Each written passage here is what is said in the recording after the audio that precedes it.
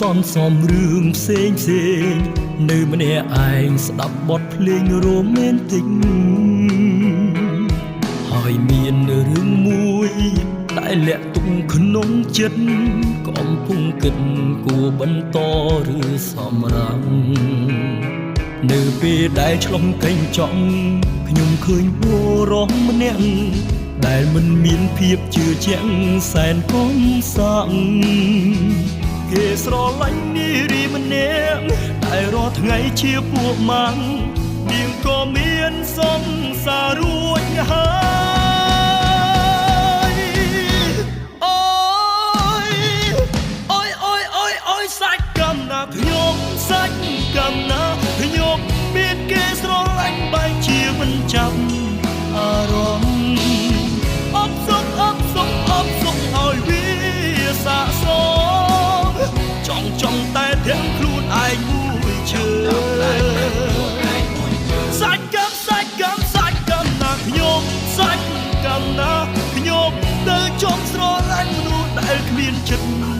លើយើងបេះដូងចេះទៅដូចភ្លើងយើងផ្ញើគ្នាយើងឲ្យជួយឈឺចាំអារម្មណ៍ពេលនេះ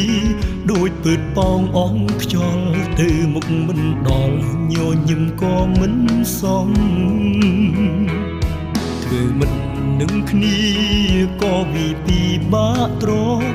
លឺហើយខ្ញុំសូម្បីយំក៏យំមិនចេញនៅពេលដែលឆ្លងកេងចង់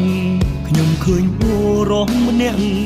ដែលមិនមានភាពជឿជាក់សែនកំសាំងគេស្រឡាញ់នារីម្នាក់ដែលរាល់ថ្ងៃជាពួកម៉ាំងនាងក៏មានសង្សាររួចហើ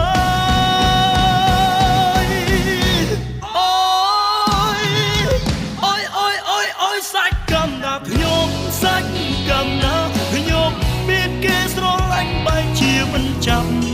អារម្មណ៍អបសុខឲ្យវាសាកសមចង់តែទាំងខ្លួនឯងមួយជើសាច់កម្មណាខ្ញុំសាច់កម្មណាខ្ញុំទៅចង់ស្រឡាញ់មនុស្សដែលគ្មានចិត្តលើយើងបេះដូងចេះទៅដូចភ្លើង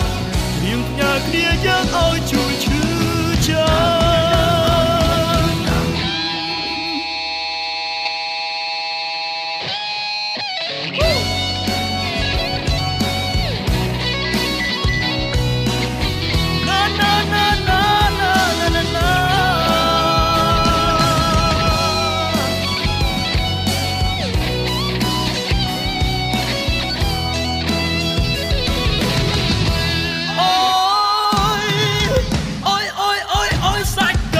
ខ្ញុំសាច់កម្មណាខ្ញុំមានគេស្រឡាញ់បែរជាមិនចាប់មានអារម្មណ៍